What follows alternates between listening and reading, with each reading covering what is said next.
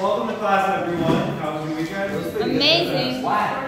Fantastic. Okay, today we're going to continue the board model. We're gonna do parts 1 through 8. We already did parts 1 to 5, and we're going to just speed through it now that we have a little more of a background as we watch those videos. Raise your hand if you finished watching all the videos. Okay, 1, 2. Anyone else? You watched a lot of them? Okay, fantastic. Okay. So, today we're going to do the board model. Again, it's talking about the evolution of atomic theory, masses and charges of the nuclear atoms, subatomic particles, and so forth. So, we went over some of this, so this is just a quick review. Okay. So let's just see what we remember. If we start here, evolution of atomic theory, Democritus, what are the 2 things he invented? Atoms and democracy. Alright, probably, good job. Okay, let's go with Dalton. Dalton postulates. You know what postulates are? I believe Statements of facts. Statements of facts, very good. Plum pudding model was made by who? What's his first name? Njctl. Okay, was he right? And thumbs up or thumbs down? Thumbs down, very good. He wasn't, but he was close. And then we had J.J. Rutherford, very good. Okay. So, fantastic. Let's go to the next one. Okay. So, atoms are made of protons. If they're positive, go like this. They're negative, this. They're neutral, this. Let's see. Let's see, 1 positive. We know that. That's positive. Neutrons are?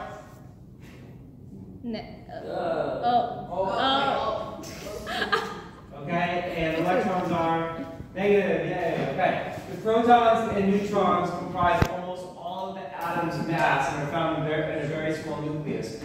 The electrons are outside the nucleus and occupy most of the atom's volume. Most of the atom's volume is? Negative.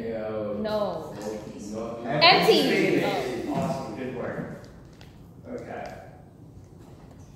So if an atom was the size of a football field, the nucleus would be the size of a, who remembers? Grain of rice. P. Grain of rice. Almost said P, but grain of rice is a good guess. Okay. A proton. What's closer? A proton and a neutron, or a neutron and an electron? Proton and neutron. Proton and Proton and neutron. Absolutely. Okay.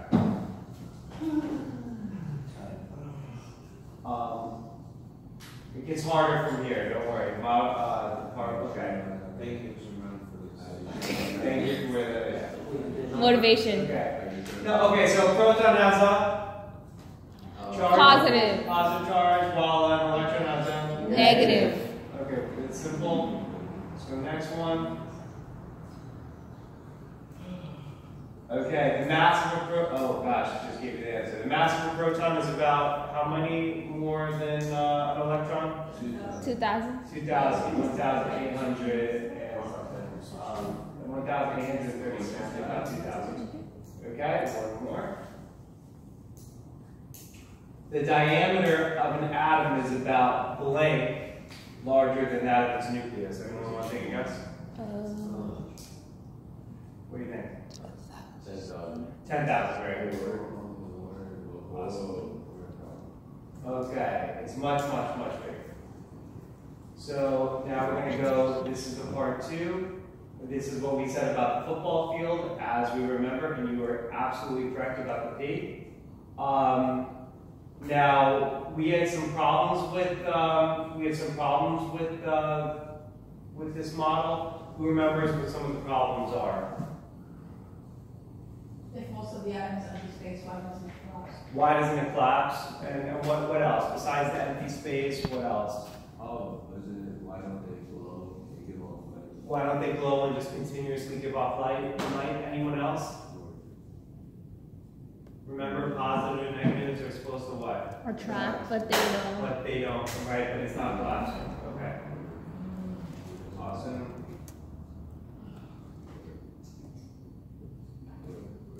Okay, and let's see if we can get these ones. Physics predicts that accelerating charges emit light. If physics was the way we thought it was, what would it be? We would all be glowing light up. It would always be absolutely fantastic. You guys have great memories. Okay. Great understanding, you guys. Okay. When atoms emit light, what is observed? A, B, C, or D? Who wants to try it? B. Shazia? Okay, go for it. An emission spectrum with specific colors only. An emission spectrum with specific colors only. Exactly. So this is like when atom, what is observed? A continuous spectrum of light?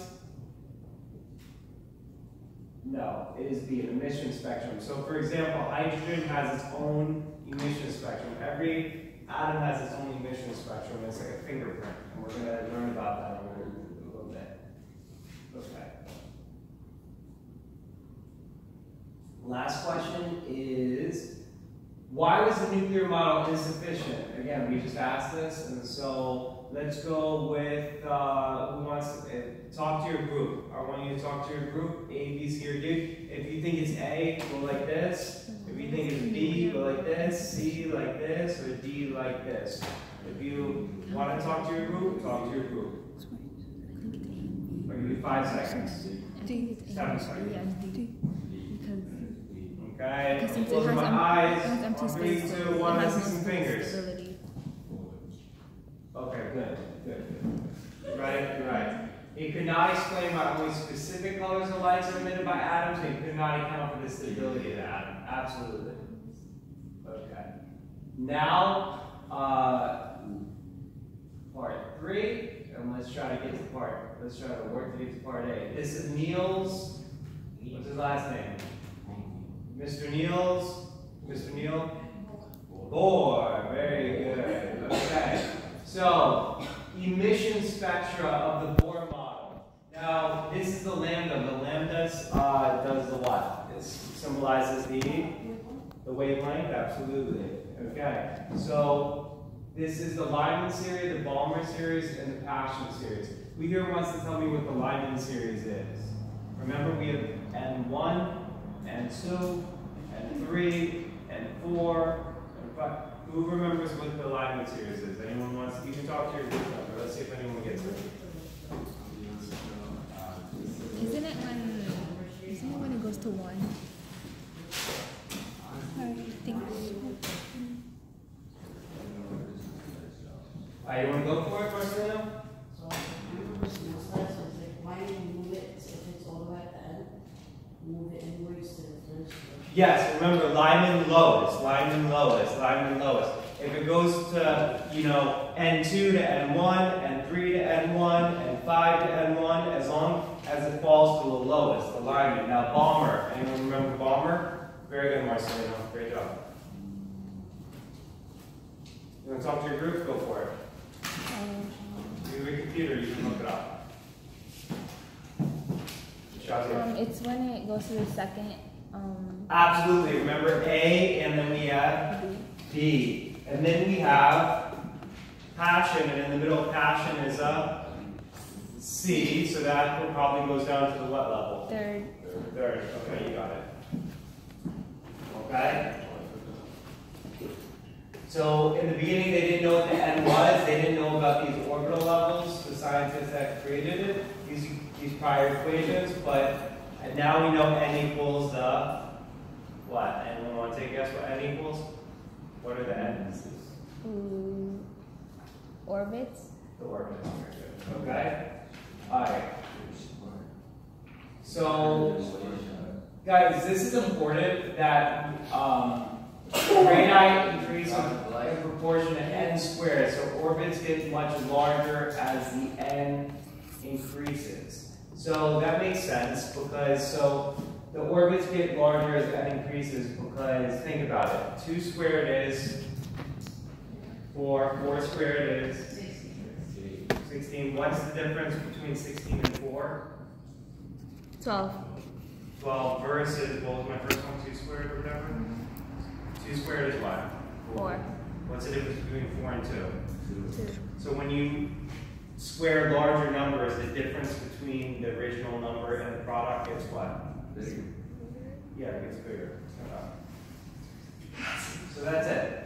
So that's why you can see that N1 is much smaller than N2, and 3, and 4, and it gets way, way, way big. Okay.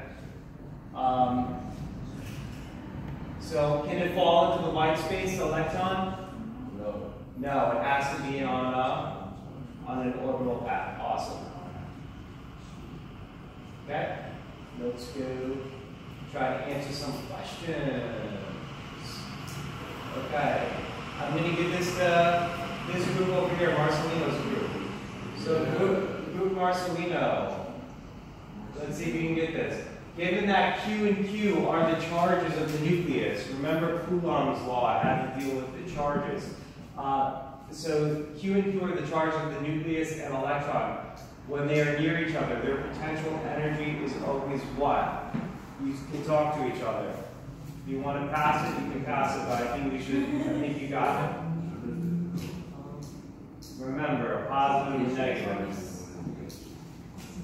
What do you think?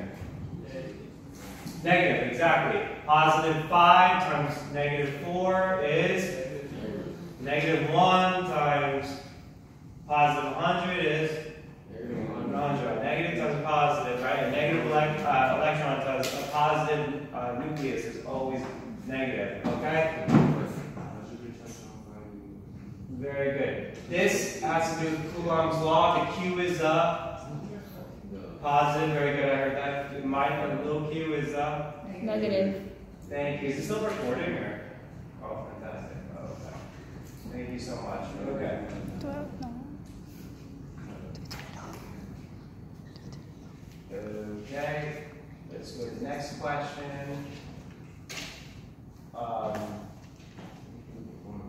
Okay, when the electron is infinitely far from the nucleus, the potential energy of the atom is, when the electron is infinitely far from the nucleus, so as it's getting further and further and further, right, the atom is, who wants to take a guess? A, B, C, or D? A? No. Well, no, I mean, you got it.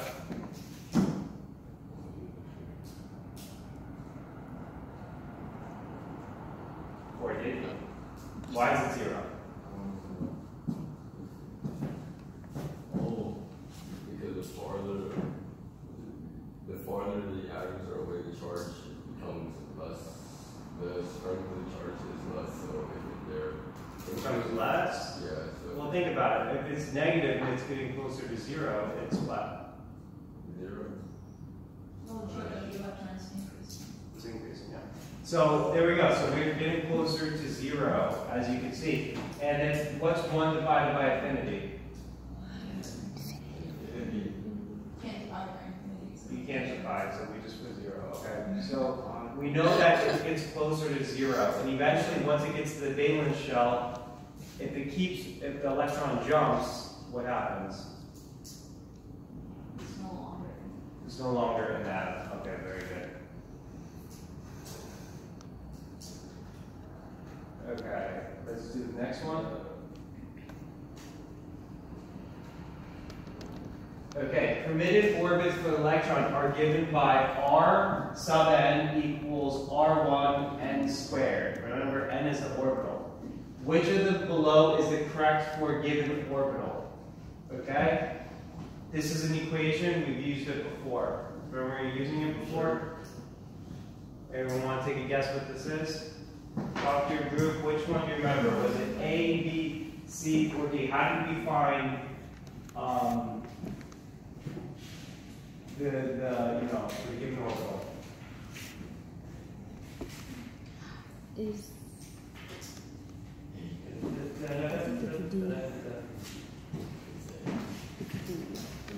Let's go for it. You think it's 1, 2, 3, 4. Closing my eyes. 3, 2, 1.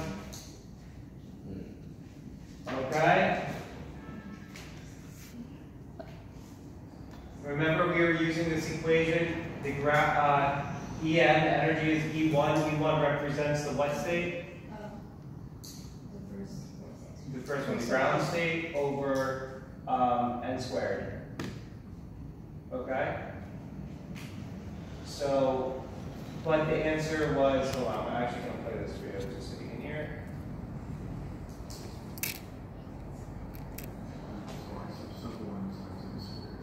Whichever below has n correct predictors. This first equation, just as it might, n squared is not in the denominator by itself. Now let's look at b. Well, first, let's go to c. This is what we know the answer is. So we know it's c, but there's more than just c, because why? Constant energy divided by n squared. However, look at this term right here. Let's see if I can circle that.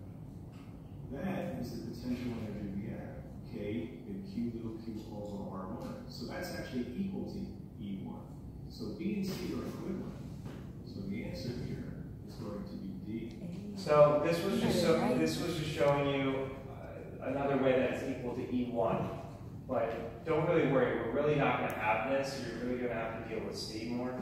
And we're going to use that equation and the next ones to come up with the next. So now we're going to talk about energy levels. So it's the nucleus. Remember, En, we just saw this, okay? And, you know, since the nucleus and its electrons are opposite or opposing charges, the potential energy of them is always going to be negative. A positive and negative is always going to be negative. When R is really large, the potential energy is 0. So as we're getting further and further away from the nucleus, we're approaching what? 0. 0, absolutely. With R proportional to n squared, energies will be, you know, 1 over n squared. So don't really worry about that. Just worry about En equal. Don't worry. Just remember En. En equals energy equals E1 over n squared of a specific orbit, and we're going to go over some example problems. Okay. So we got, it's important to know that we got this equation from this equation, and this equation has to do with which law? Coulomb's law? Coulomb's law. Okay, fantastic.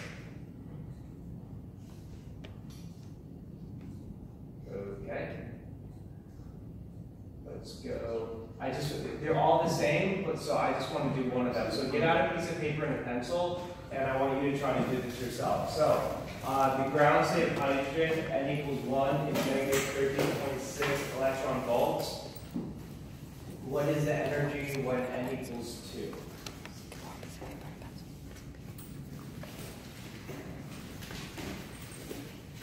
So, whatever you think you got it, let me know. You got it right off the top of your head? Go for it. It's what? Neil, let's see if you're correct. Genius. Wow, straight in your head. Good job. Okay. The other ones are exactly the same. So now we're going to go to the next one. Actually, no, I think we got this. Okay. So this shows the 6 energy levels of hydrogen. Hydrogen right here, first on the periodic table. And it shows us the ionization energy. Who remembers what an ion is? It's the gain or loss of ions. Charge. Gain and loss of charge. It's the gain or loss of charge. Yeah. Charge, yeah. Okay. It either loses in our life. Staff and students, please stand for the flag salute. I pledge allegiance to the flag of the United States of America and to the republic for which it stands, one nation, under God, indivisible, with liberty and justice for all. School pledge. I pledge to defend the institute of sublime, living, learning, and taking great pride. I will work knowing that I can achieve, because I know in infinity I will learn, I will excel, and I will succeed. Please be seated. Just a few announcements. Today we will be having our elections for student council members at 1:15. Again, we'll be having our elections today at 1:15, so you can hear the speeches and also listen to the debate of the presidency. Tomorrow we have PSAT, SAT day. All students, please make sure you report to school on time. If you do not know what class you'll be in, high school students, 8th grade through high school, 8 through 12, please look either by the main entrance, by the main office, or in the cafeteria. Look for your name and find which classroom you will be in tomorrow. Grades 6 and 7, Please make sure you see either Mr. Sankara, Mr. Castro, or Ms. Nevels, and they will let you know what class you should be in for grade 6 and 7 tomorrow. Again, students, please make sure you get a good night's rest and a good breakfast so you're focused and ready for your PSAT and SAT tomorrow. Again, remember it's a 12:45 dismissal. We also have some birthdays. We had a birthday on October 7th, Adriana Perez. It's Pious. And then we had a birthday on October 8th, Dorothy Perez. And Sarah Pepperidge on the 8th, happy birthday. And then today, we have Jimmy Drout's birthday. Whether they were on the weekend or today, happy birthday, and I hope you enjoy your day. I want my birthday to be told to the whole school. That's embarrassing. Okay, who can tell me between which two N levels has the... Also, Gabriel Cruz, your ID is in the main office. Also, if any student lost the black with a white stripe on the side, zip-up jacket, is in the main office. Thank you. That's also legendary. Okay, real quick. If you look at the N levels, which two levels have the greatest energy difference? 2 and 3. 3 and 4. Wait, 3 and 2. 6 and 2. 1 and 2. You can look. Oh, I didn't even see that. Look at the drop between 5 and 4, 3 and 2. Oh, it's 2 and 1. I didn't even notice it. That's okay. Good idea. Now, Because it's part of the green. when you have an electron leave an atom and it becomes more positive, what do we call that? Ionization. When an electron leaves an atom, when you get an ion, right? And the ion has less electrons, and it's positive. What do we call a positive ion? No. Positron. No. Wait. Okay. The positive ion is a what? Neutrino. We have a cation or anion. Which one is it? Cation. Cation. Cats are one. I hate cats. Now, when an atom or an element gets an extra electron, it becomes more negative. It's a what? Anti-neutrino. Oh. Anion. Very good. I'm confused. Don't worry. It's okay. Big So word. N1 is the ground state. N2, and as we saw that the biggest drop is, you can see N2 and N1. Okay? And guys, whenever the electrons drop from one energy state to another, they give off photons, right? So, yeah. And then you get colors. Okay? Yeah, you get light. Well, H is Planck's constant and frequency. So energy is Planck's constant times frequency. That's just all it means. That's just like how you calculate it. Okay, guys, these are emission spectrums.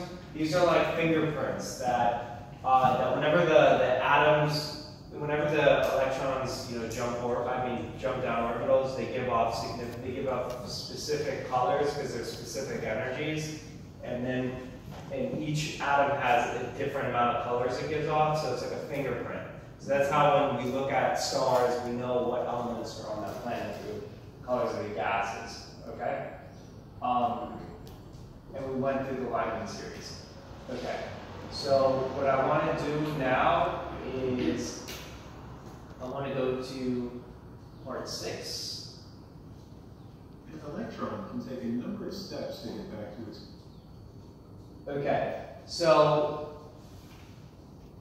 remember, it can go N3 to N2, it can go N3 to, what else? It could go N3 to N2 or N3 to... Students have any forms, please bring them to the main office. Seniors, if you have any permission slips, please bring them to the main office. Okay, and different photons are emitted for different drops. And this is an example that you can see 6 to 2 emits what color? Purple. Purple. 4 to 2 is It's like teal.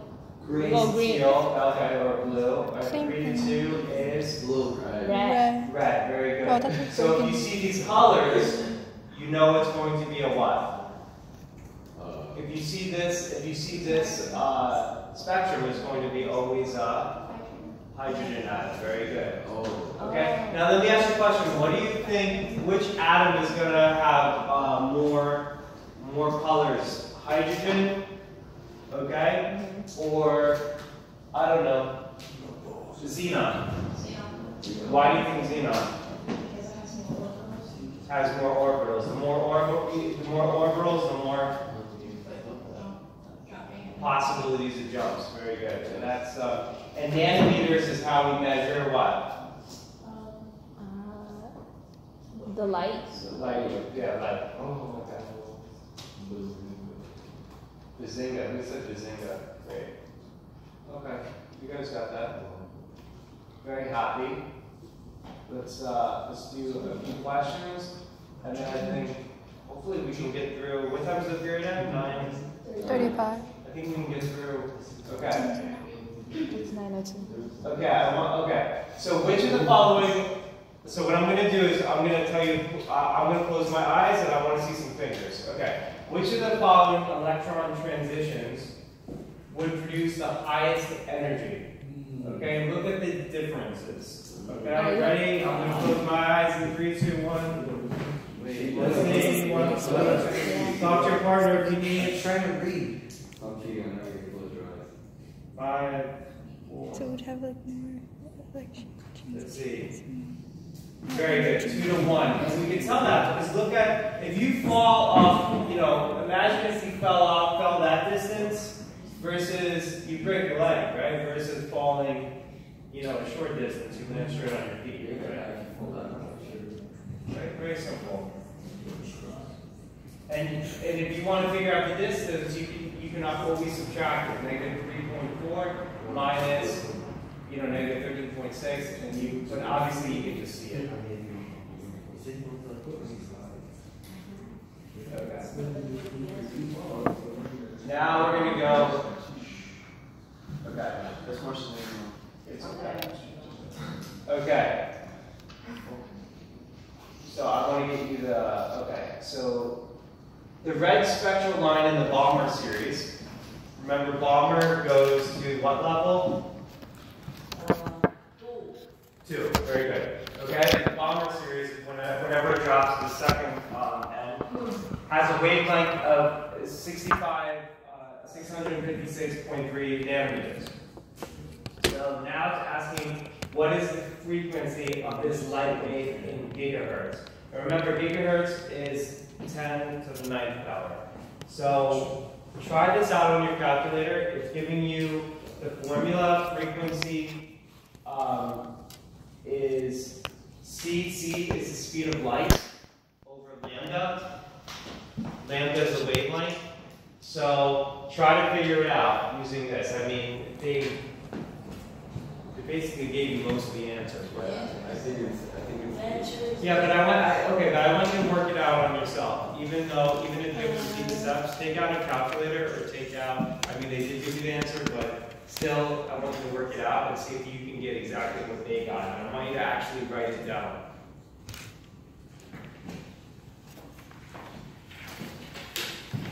So, raise your hand when you're ready.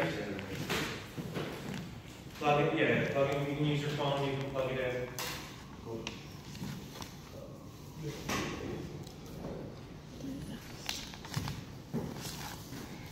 And what I wanted to show you here is that, remember that, do you see how they got the answer here was 4.57, 4.571 times 10 to the 14th hertz, right?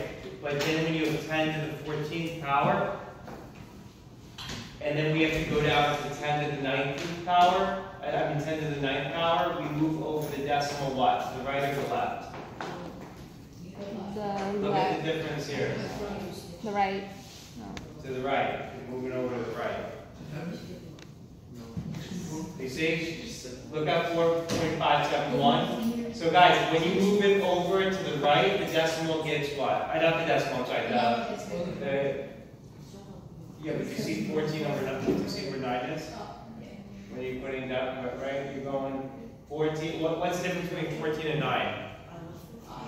5, so we're going to move it over 5, right?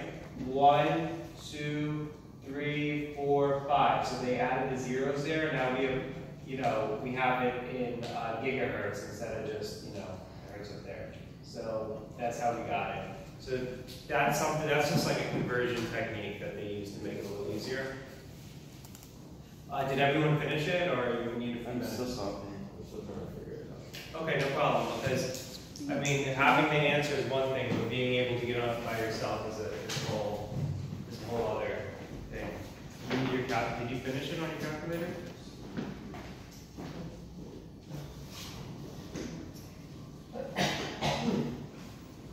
You know, Google calculator is great, your phone calculator, whatever you have to use.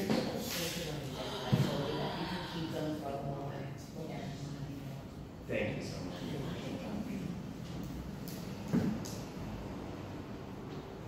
You have to round it, right? Yeah, it's round. Okay, you can talk to your partners if you need any help. And as soon as you get it, you guys should at least be able to get to this part. And then from this, you move it over to the right to decrease the exponent so we can get into the gigahertz. And just remember, it gave us a clue. It said gigahertz is always the 9th power. And I mean, I'll always remind you about it. So.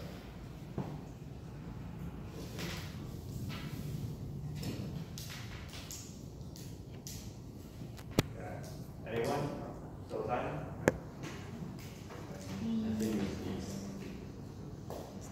Well, I mean, yeah, B because you're rounding it, yes, which is great, but were you able to get B? That's a different story.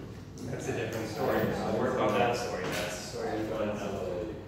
3 divided by 656.3. Just guys, just do 3.10 to the top, you know, to the 8th over 656.3 times 10 to the 9th, and what do you get in your calculator?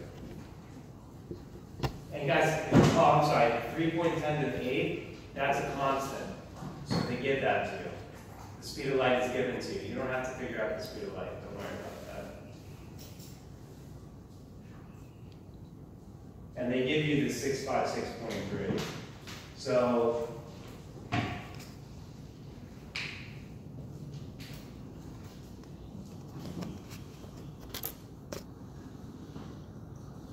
they're telling you 10 to the 9th, and then, you know,